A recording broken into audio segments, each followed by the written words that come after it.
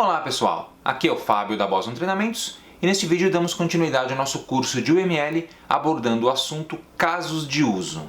No vídeo passado estudamos os diagramas de classes, diagramas estruturais, e agora nós vamos passar para um diagrama comportamental que é o diagrama de casos de uso. Na verdade, eu vou dividir o estudo dos casos de uso em 3 vídeos. O primeiro vídeo, esse daqui, vai ser um vídeo mais teórico, explicando o que são os casos de uso, sua importância, para que eles servem, etc. No próximo vídeo eu vou mostrar os diagramas em si de casos de uso, o que significa a elipse, o tracinho, o tracejado e assim por diante, para você entender cada um dos elementos que compõem um diagrama. E no terceiro vídeo a gente vai fazer um exemplo completo, uma pequena modelagem de um sisteminha, criando todo o diagrama de casos de uso para esse sistema. Legal? Então, sem mais delongas, vamos à parte teórica dos casos de uso. Bom, casos de uso. A ideia é a seguinte. Um sistema qualquer que você desenvolve, ele não existe de forma isolada, o sistema sozinho, sem interação com ninguém. O sistema ele interage com pessoas, com seres humanos ou com outros sistemas, com máquinas, equipamentos. E aqui a gente tem uma definição do Booth, Rambo e Jacobson, os caras que criaram a UML, sobre os casos de uso. Então eu vou ler a descrição para vocês dessa definição e a gente vai falar um pouquinho sobre alguns elementos. Então olha só que interessante, um caso de uso especifica o comportamento de um sistema ou de uma parte e é uma descrição de um conjunto de sequências de ações para produzir um resultado observável do valor de um ator. Bom, veja que eu grifei alguns dos elementos, algumas palavras aqui, comportamento, descrição e ator. Por que eu grifei essas palavras? Porque elas são importantes na definição dos casos de uso. O caso de uso ele tem a ver com comportamentos. Então, se o sistema ele interage com humanos ou máquinas, o que interessa para a gente no caso de uso é o comportamento dessa interação. E o caso de uso ele vai ser usado para descrever esse comportamento.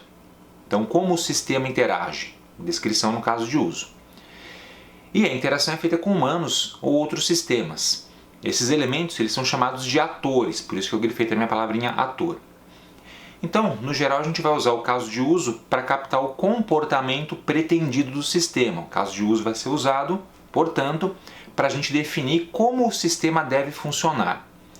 Sem, no entanto, especificar como o comportamento é implementado. Ou seja, a gente não vai programar nada usando o caso de uso. A gente vai modelar, o que é diferente. Então, o caso de uso é a ideia do funcionamento e não como ele funciona. Um caso de uso ele vai executar uma certa quantidade de trabalho. Uma pequena quantidade de trabalho, muitas vezes. Então, um sistema, na prática, vai ser composto por muitos casos de uso. E cada caso de uso vai realizar alguma coisa que seja de valor para um dos atores. Pode ser uma pessoa, um ser humano, um cliente de uma loja, por exemplo, ou pode ser um hardware, um outro sistema acessando o seu programa. Tá? Por exemplo, o cálculo de um resultado.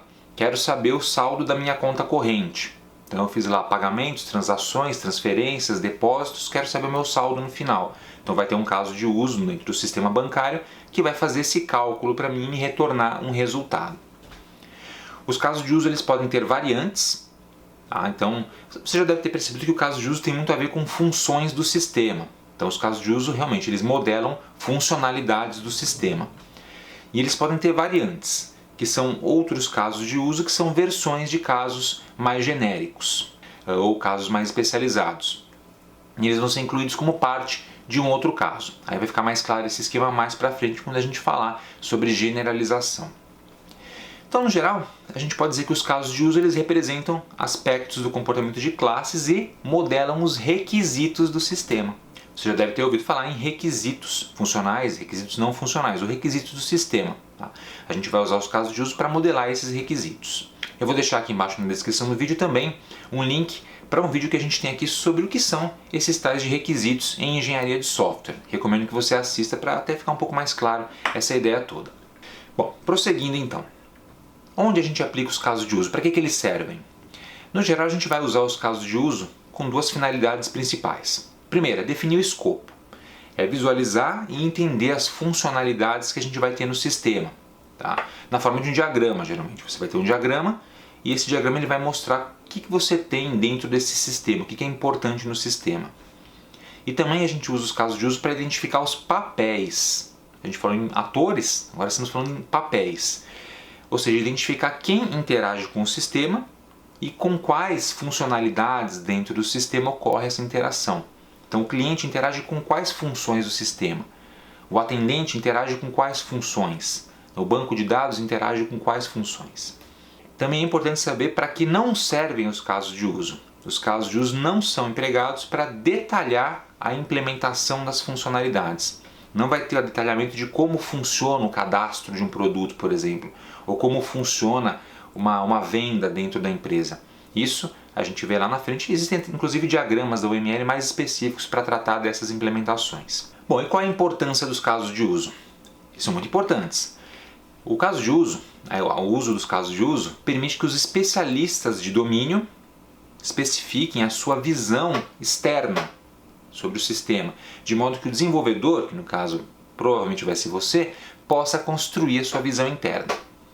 Que jargão é esse, né? Especialistas de domínio. O que significa isso? Especialista do domínio basicamente é quem entende do assunto do qual o sistema trata. Então, por exemplo, se é um sistema bancário, o especialista do domínio é o cidadão que entende de sistemas bancários. Se é um sistema jurídico, idem. E essas pessoas geralmente não são pessoas da área de desenvolvimento de sistemas, mas elas vão precisar especificar a visão externa, porque eles são externos ao sistema, de modo que você, desenvolvedor, entenda o que o sistema deve fazer e possa, eventualmente, construir esse sistema. Então o caso de uso é importante nesse sentido. Ele também vai permitir que os desenvolvedores peguem cada elemento do sistema e entendam esse elemento e como esse elemento vai ser utilizado e como ele vai interagir com outros elementos, que é importante na hora de programar, por exemplo, uma funcionalidade do sistema. E também a gente emprega muitos casos de uso para fazer testes. Eles servem como base para testes dos elementos do sistema. A gente vai ter uma série de vídeos também sobre testes aqui no canal e eu recomendo que vocês os assistam posteriormente. Bom, vamos falar agora sobre alguns elementos constituintes de casos de uso. Então, o que um caso de uso tem? O caso de uso, lembrando, representa uma funcionalidade do sistema, ele vai ter sempre um assunto. Então, o que é o assunto? O assunto é como se fosse uma classe que vai ser descrita por um ou mais casos de uso. Geralmente é um conjunto de casos de uso. A classe na prática, ou o assunto, representa o sistema inteiro ou um subsistema. E é bastante comum a gente trabalhar sempre com subsistemas. Criar diagramas de casos de uso para modelar partes de um sistema e não o sistema inteiro de uma vez, porque pode ficar muito complexo. E cada caso de uso vai modelar, portanto, o comportamento ou a funcionalidade, um comportamento ou uma funcionalidade desta classe, desse assunto. E no conjunto eles vão descrever o comportamento completo do assunto, ou seja, juntando todas as funcionalidades você tem o comportamento completo daquele subsistema ou até mesmo de um sistema. Então o assunto é do que se trata esse conjunto de casos de uso. É um sistema bancário, é um sistema de contas corrente, é um sistema de contas a pagar. Então isso é o assunto. Os casos de uso também possuem nomes. Para quê? Para identificar cada caso de uso. Então, esse nome vai ser usado para identificar e diferenciar um caso de uso de outro caso de uso dentro do sistema. O nome é uma sequência de caracteres de texto normal, palavras normais da língua portuguesa, e é importante que seja único no pacote que o contém, ou dentro do sistema que o contém. E no geral a gente utiliza expressões verbais, verbos, cadastrar usuário, consultar saldo, fazer transferência. Então é uma expressão que tem um verbo ali dizendo o que está acontecendo, para nomear esses comportamentos. Então tem uns exemplos aqui. Fazer pedido, pagar fatura, ler sensor. Olha só, um caso de uso que mostra claramente a interação do sistema com um outro sistema de hardware. Um dispositivo físico de hardware mandando um sinal para dentro de um sistema, mostrando que os atores podem ser também dispositivos físicos. E já que estamos falando em atores, vamos definir um pouquinho melhor essa ideia de atores. Bom, o caso de uso representa um requisito do sistema, como um todo. E ele envolve a interação desses tais atores com o sistema. E o que é o ator? O ator é uma representação de um conjunto de papéis que os usuários do sistema, usuários dos casos de uso, desempenham quando interagem com esses casos de uso. Então, quando eu interajo com o sistema bancário, qual é o papel que eu represento? Quando uma pessoa que trabalha dentro do banco interage com o sistema bancário, qual é o papel que ele representa? O sensor que está captando a temperatura ou a umidade do ambiente, qual é o papel que ele representa? Então esse papel é o papel do ator. O ator pode, portanto, ser um ser humano, uma organização, um outro sistema, um equipamento, um sensor, um outro software. E em comum, esses atores eles têm a seguinte característica: são todos externos ao sistema. Então o ator não faz parte do sistema internamente. Eu não faço parte do sistema bancário, né? Então eu sou um cliente do banco, esse é meu papel quando eu interajo com o sistema bancário. Em UML a gente representa os atores utilizando essa figurinha que você está vendo aqui do lado direito, um bonequinho de palito. É assim mesmo que a gente representa, isso é oficial. E embaixo a gente costuma colocar o nome do papel que ele representa. Não é o nome da pessoa ou o nome do sistema, é o papel que está sendo representado. Então um cliente qualquer, um subsistema qualquer. Então isso aqui é um ator. No próximo vídeo, que é o de diagramas, a gente vai explorar mais a fundo essa ideia dos atores, desses diagramazinhos aqui. Bom, os atores eles se comunicam com os casos de uso e essa comunicação é um relacionamento. Então existem relacionamentos entre esses elementos. E a relação que existe entre ator e caso de uso é chamada de associação. Então as relações têm nomes distintos, dependendo de como ela se dá. No caso, ator e caso de uso, associação. Isso indica que o ator e o caso de uso se comunicam trocando mensagens. Ou seja, eu posso enviar uma mensagem e receber uma mensagem de volta. E mensagem não significa um texto, né? Significa, por exemplo, um comando, uma ordem, ou receber uma informação. Isso é uma mensagem. Por exemplo, suponha um caso de uso chamado fazer pedido e um cliente e um ator chamado cliente. Então o cliente ele pode se comunicar com esse caso de uso para fazer a requisição de um pedido. Por exemplo, eu vou fazer um pedido de uma pizza, né? Estou me comunicando com o sistema aí do iFood e quero fazer o pedido de uma pizza. Então eu sou o ator, cliente, e dentro do sistema vai ter um caso de uso chamado fazer pedido que vai tratar essa minha requisição. E os atores têm nomes, né? O ator tem um nome e o nome sempre informa o papel do ator. Cliente, funcionário e assim por diante. Nunca, jamais, quem está sendo representado ali especificamente. Lembre-se sempre disso, que é importante na hora de criar os atores. Como é que a gente identifica um ator dentro de um sistema? Vamos supor que eu vou modelar um caso de uso. Preciso identificar os atores. Como é que eu faço? A gente pode fazer algumas perguntas básicas para começar. Por exemplo, quais organizações, pessoas ou até mesmo entidades vão usar o sistema ou são importantes para a realização de determinadas funções? Então quem vai usar o sistema da pizzaria? Os clientes vão usar. Está na cara, cliente é um ator.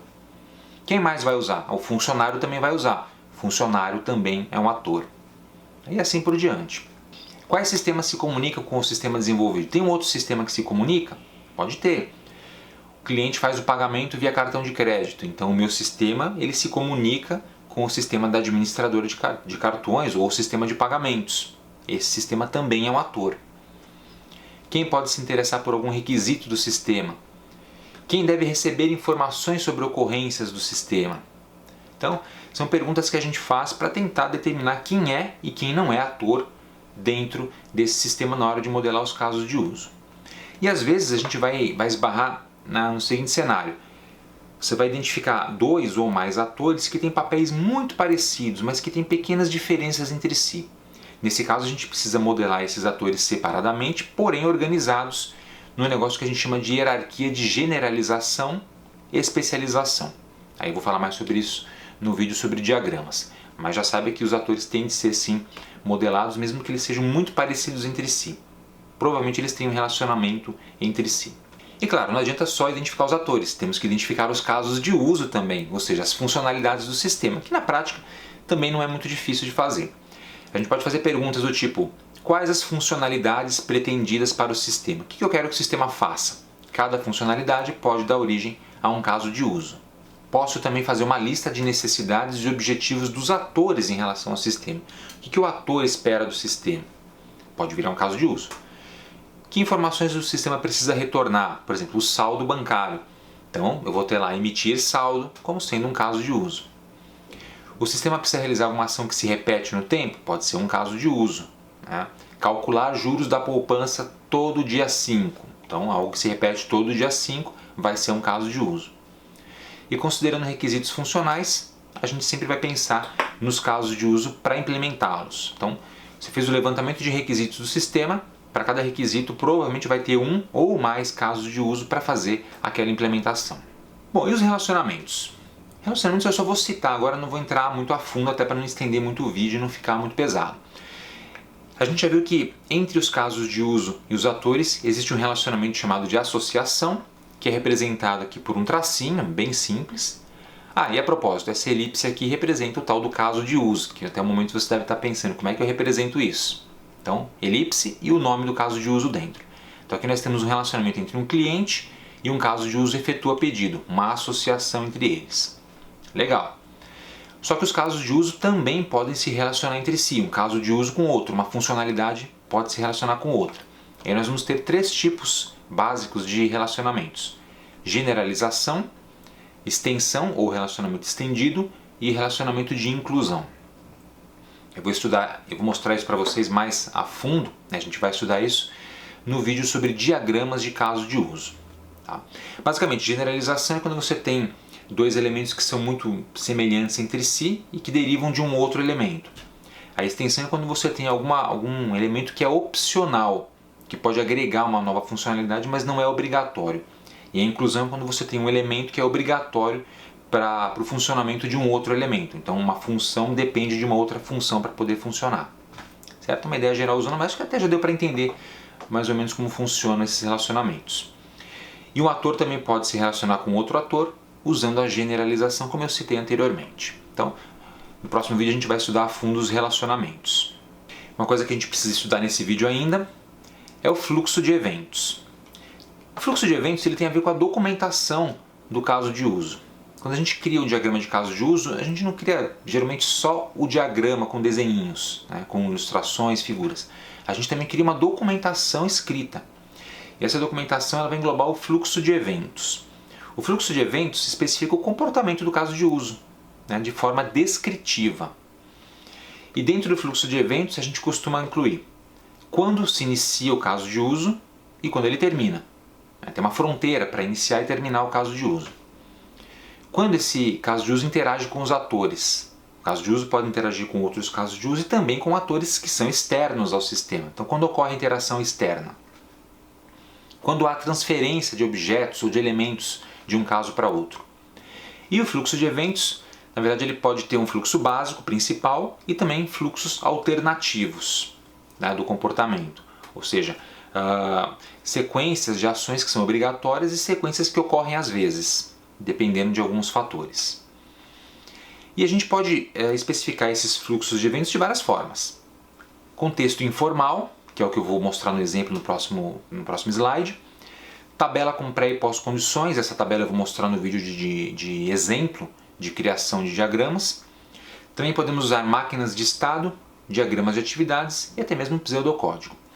No caso das máquinas de estado e dos diagramas de atividades, a gente tem representações específicas do ML para esses elementos. Existem diagramas específicos para isso e a gente vai ter aulas específicas sobre esses diagramas mais para frente, então não se preocupe com eles. Vejamos então o exemplo de um fluxo de eventos, um fluxo validar usuário. Vamos supor que eu tenha um caso de uso validar usuário, o usuário precisa ser validado para poder entrar num sistema e fazer outras coisas lá dentro. Então, eu começo fazendo da seguinte forma. Eu vou, frase por frase, escrever mesmo por extenso, como você está vendo na tela, as ações que devem ser realizadas para a validação do usuário poder ocorrer. E eu vou chamar isso de fluxo principal. No fluxo principal eu vou ter isso aqui, por exemplo. Sistema solicita ao cliente o seu número de identificação e uma senha de acesso. Então, de alguma forma, o sistema vai falar para o cliente, digita aí sua identificação, seu ID e sua senha. O cliente vai digitar o ID e senha, usando um teclado numérico, no local apropriado. O cliente vai confirmar essas entradas, por exemplo, pressionando Enter ou até mesmo clicando num botão. Aí o sistema faz a verificação do ID e da senha fornecida. Caso o ID seja válido e a senha corresponder à senha armazenada, o sistema reconhece o usuário, permite a entrada e finaliza o caso de uso. Beleza, é um sisteminha de login. Então validou o usuário, o cara está no sistema. Isso a gente chama de fluxo principal. E é importante que tenha essa definição porque lá na frente o desenvolvedor vai precisar dessa sequência de ações. Podemos ter um fluxo alternativo, que vai ocorrer em alguns casos específicos. Por exemplo, o cliente forneceu ID ou uma senha inválidos. Nesse caso, o sistema reinicia o caso de uso. Ele não vai adiante. Está inválido, tenta de novo. Se o cliente fornecer credenciais erradas 3 vezes na sequência, o sistema cancela a transação e ainda bloqueia o acesso, por exemplo, por 1 hora. E para finalizar, ainda registra essa tentativa de acesso em um log. Então esse é um fluxo que a gente chama de fluxo alternativo, aí do caso de uso validar usuário. Podemos ter um outro fluxo alternativo, por exemplo, o cliente cancela a transação, ele está no meio da transação, não quero mais logar nesse sistema aqui. Aí ele cancela e sai do sistema. Nesse caso, nenhuma ação é realizada e o caso de uso é finalizado. A gente também pode ter um fluxo de exceção. O fluxo de exceção a gente utiliza para descrever restrições do sistema. Por exemplo, o cliente bancário coloca lá um cartão, né, na máquina de caixa eletrônica e é um cartão vencido. Então, é uma exceção. O sistema não deve nem tentar ler usuário, ler senha, tentar entrar no sistema, pedir credencial, porque o cartão já está vencido. Então é uma exceção. Cartão vencido já cancela na hora. E a gente vai tratar com esses fluxos também, na forma de tabelinhas, inclusive, nos vídeos mais adiante. Beleza, gente? Então é isso aí. Temos as referências na tela, tá, dos livros que eu utilizei aí nas minhas pesquisas e dos sites. São as mesmas do vídeo passado, basicamente. E no próximo vídeo, a gente vai falar sobre diagramas de caso de uso, entender os elementos que compõem um diagrama para depois fazer um exemplo completo. Espero que vocês tenham gostado. Aproveite para se inscrever aqui no canal da Boston Treinamento se você não se inscreveu ainda, e se já for inscrito, não deixe de clicar no sininho para ativar as notificações. E também não deixe de acessar o nosso website www.bostontreinamentos.com.br e nos siga nas redes sociais que estão aparecendo por aqui. Obrigado e até o próximo vídeo.